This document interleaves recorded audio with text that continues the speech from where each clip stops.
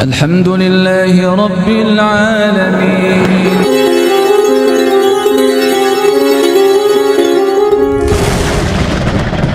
Ya Allah, jangan sampai ketika Engkau aku beri musibah, yang musibah itu sebenarnya sudah Engkau ukur aku kuat, tapi jangan sampai aku dibisikin setan untuk tidak mampu bersabar. Ya Allah, Rabbana la tu'akhidna in nasina aw akhtana.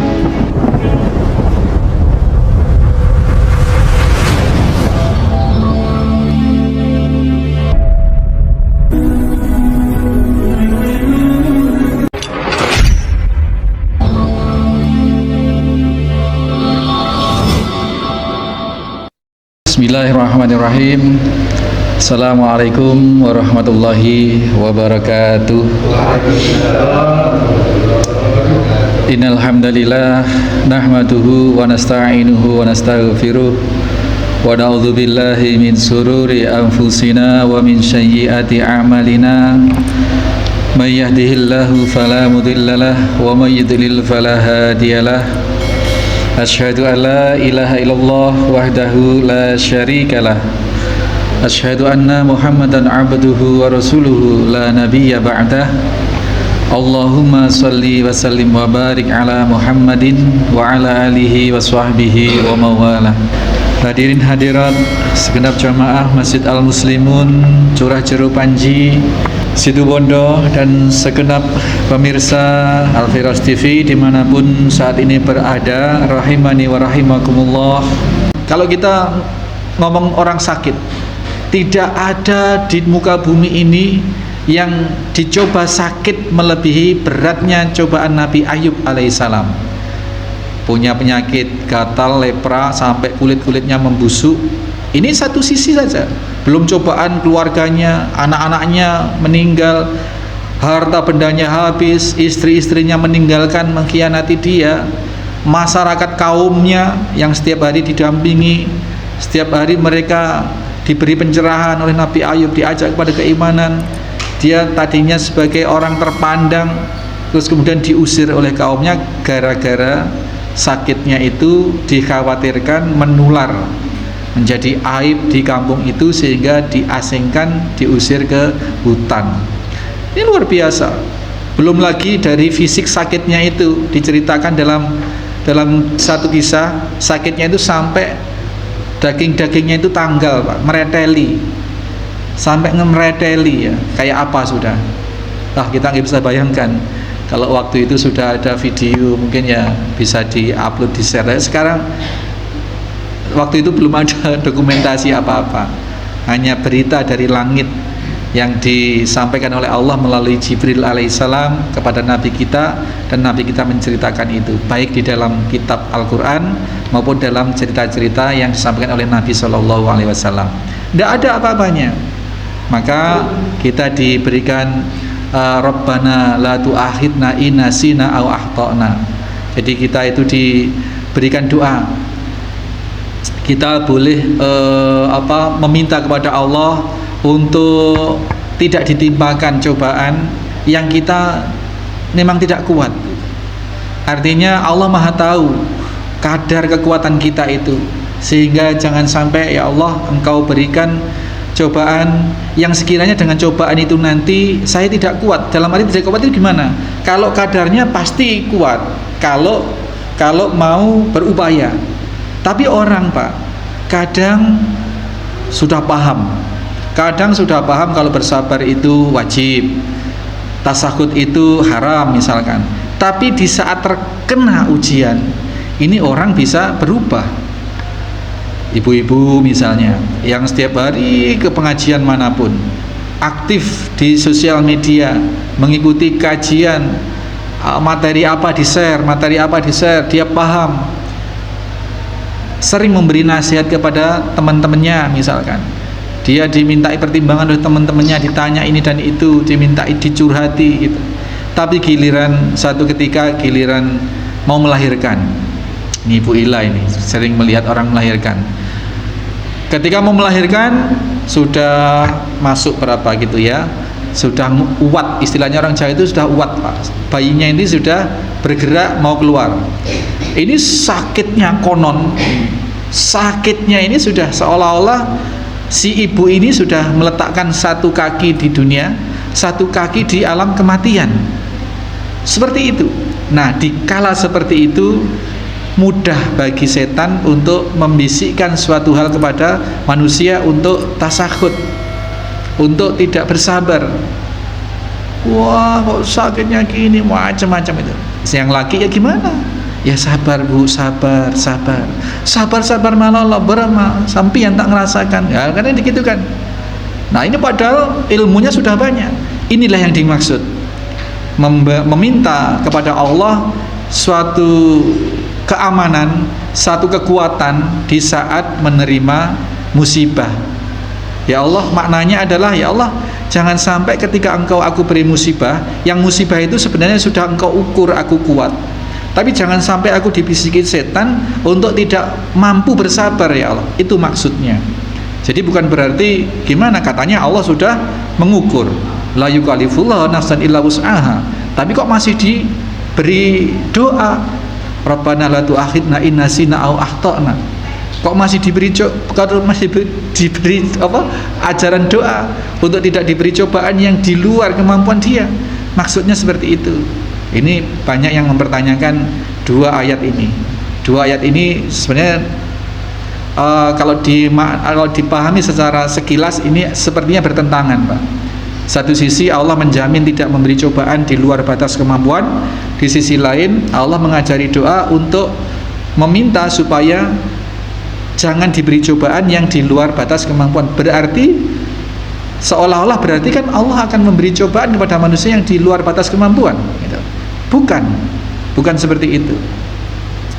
Allah tetap memberi cobaan sebatas kemampuan, tapi seseorang sering digeret oleh setan, dibisik-bisik oleh setan, meskipun sebenarnya dia itu kuat, tapi dia tidak mampu bersabar tadi.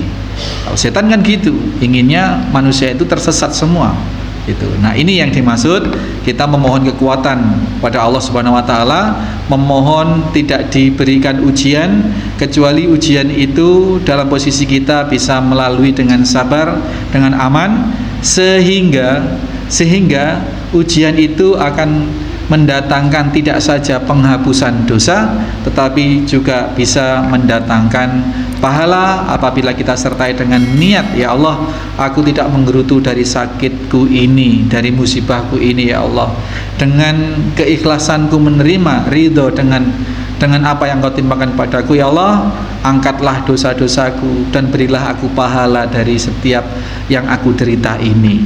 Ini jos, Pak. Ini sudah Masya Allah. Bahkan biaya berobat itu jadi sedekah akhirnya. Biaya nunggui di rumah sakit, ya, beli nasi bungkus, beli kopi, ya, belum lagi kalau ada yang sambang itu kita suguhi air putih, suguhi, dan itu semua biaya itu menjadi pahala, menjadi tambahan kebaikan buat kita. Selain bagi yang sakit dihapusnya dosa-dosa. Syaratnya apa? Sabar. Hanya itu saja. Sabar itu tidak mengeluh. Ada orang sakit, Pak. Sakit, misalkan sakit apa ya? Gatal atau sakit sekarang ini modelnya apa? Kayak flu Singapura itu apa ya? Dompo atau apa itu? Iya Bu Ila.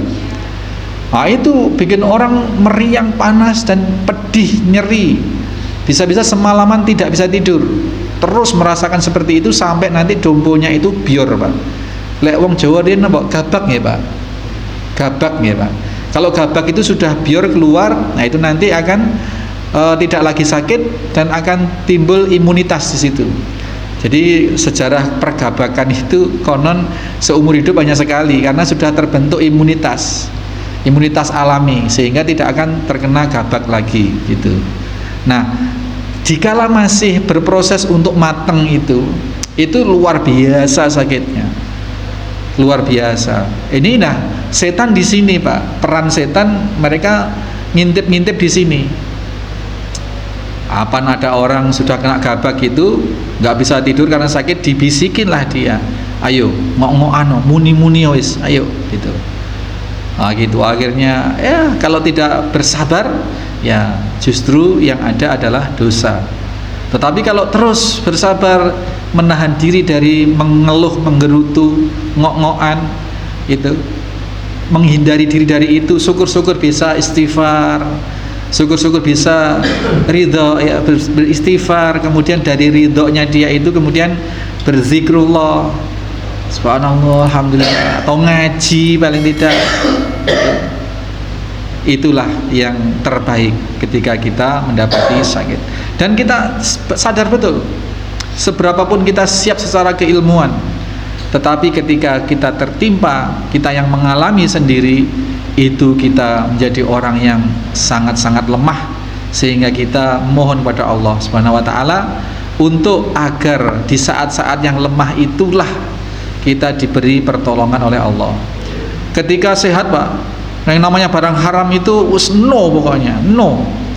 Kalau beli masuk warung ya, mau orang makan, kelihatan ternyata yang punya itu mata sipit misalkan, nggak tahu muslim apa nggak muslim, tapi kelihatan mata sipit, wah nggak jadi. Paling-paling cuma beli air kemasan atau apa, atau langsung pulang karena menjaga diri agar tidak terkena yang haram. Giliran kena sakit, Pak, masih bertahan seminggu, 2 minggu, 1 bulan, 2 bulan, bertahan untuk tidak mau hal-hal yang berbau haram. Tapi sudah parah, ada teman yang bilang, ini teman saya dulu juga hampir mati seperti ini, tapi kemudian dapat obat apa? Sate guguk katanya gitu. Sate guguk, Pak. Akhirnya wis pokoknya waras, wis gak peduli wis. Nah gitu. Akhirnya makan sate guguk. Waras atau sembuh belum tentu, haram sudah pasti gitu. Nah, ini merupakan satu bentuk ketidaksabaran bahwa Allah Subhanahu wa taala menurunkan penyakit, di saat yang sama Allah juga menurunkan obat, dan Allah menurunkan obat di setiap penyakit yang Allah turunkan, dan tidaklah Allah mengizinkan obat atau obat yang dari Allah itu kecuali yang halal. Artinya sesakit apapun, kalau sudah memegang rumus itu dan yakin kepada ketetapan Allah bahwa setiap penyakit ada obatnya, dan setiap obat yang diturunkan bersama penyakit itu pasti yang halal, maka kita tegas menolak dengan yang haram. Atau usahanya bangkrut misalkan, mampu bersabar, buka usaha lagi, bersabar, bangkrut lagi, nggak mau ke yang macam-macam. Bangkrut yang kesekian, sudah habis-habisan, sudah palengen. Ada temennya, dulu saya juga seperti ini, terus saya ke sana tuh, ke mbah sana, dikasih syarat cuman perak, gampang syaratnya. Akhirnya mikir juga, Pak, karena sudah babak belur itu. Akhirnya datang ke mbah itu, dah kasih syarat ini dan itu, jatuhlah dia ke dalam kemusyrikan. Nah, ini berbahaya. Bahayanya itu bukan di saat kita lagi dalam posisi normal seperti ini. Bahayanya ketika kita sedang dalam posisi terpuruk. Di situ jiwa bisa lemah, setan mudah masuk membisiki kita ke dalam hal-hal yang tidak baik. Naudzubillah. Kita memohon perlindungan kepada Allah Subhanahu wa taala agar kita terjaga dalam kesabaran dari setiap ketidaknyamanan, azan tadi, setiap gangguan, bisa berupa penyakit, bisa kerugian usaha, bisa ketidaklancaran bercocok tanam, beternak, ternaknya pada mati misalkan, sudah mau besar, ini sudah mau Idul Adha, ini nanti jadi uang sekian, ini jadi uang sekian, kelihatan sudah, Pak. Qadarullah, Allah memberikan cobaan, sore masih dikasih makan, isak masih embek-embek, pagi sudah ada nyabena, sudah nggak ada nyawanya, kan bisa saja terjadi seperti itu. Nah, ini membutuhkan kesabaran. Asal tidak menggerutu saja, maka itu sebagai penghapus dosa, dan kita tambahi dengan mengharap pahala, maka akan menjadi pahala bagi setiap kesusahan atau ke musibah yang kita derita itu. Nah, tiap mukmin diuji sesuai dengan kemampuannya tadi, pasti. Maka sesungguhnya apapun yang menimpa kita, kita masih akan selamat kalau kita tidak tasahud tadi. Sehingga jangan sampai kita menerima bisikan-bisikan negatif. Sebangkrut apapun, sebabak belur apapun usaha kita, pasti kita akan tetap selamat kalau kita tidak mengikuti bisikan negatif untuk datang ke dukun. Nah, itu salah satunya. Keyakinan seperti itu, bahwasanya Allah sudah mengukur, bahwa Allah sudah memiliki ukuran, bahwa kita pasti mampu kalau kita mau. Mampu kalau kita mau. Tidak akan mati kita, tidak akan mati keluarga kita dari sebab usaha kita sudah hancur-hancuran. Tidak akan mati keluarga kita. Gitu. Sehingga apa maksudnya? Sehingga dalam rangka bangkit itu tidak perlu mengorbankan diri, menjerumuskan diri dalam jalan-jalan yang tidak diridhoi oleh Allah. Itu. Sesakit apapun pasti kita selamat. Selamat bisa jadi selamat, sembuh terus sehat, atau bahkan meninggal sekalipun. Kalau kita bertahan untuk tidak mengambil obat atau jamu yang nyata-nyata diharamkan oleh Allah, maka kita mendapati sebagai diri yang selamat, meskipun kemudian meninggal, karena ternyata sakit itu dijadikan jalan meninggal oleh Allah bagi seseorang. Jadi setiap kematian itu ada penyebabnya, bisa yang tiba-tiba, bisa yang dengan sakit dan seterusnya. Kita yakin, sehingga tugas kita hanya menjaga diri untuk bersabar. Demikian ya Bapak Ibu sekalian, ini sudah masuk Isya, atau mungkin masih ada sesuatu dari ini memperjelas keterangan dari hadis yang ke-37 juga dari Ibnu Mas'ud kemarin. Pak Fadli, ada sesuatu? Ibu-ibu?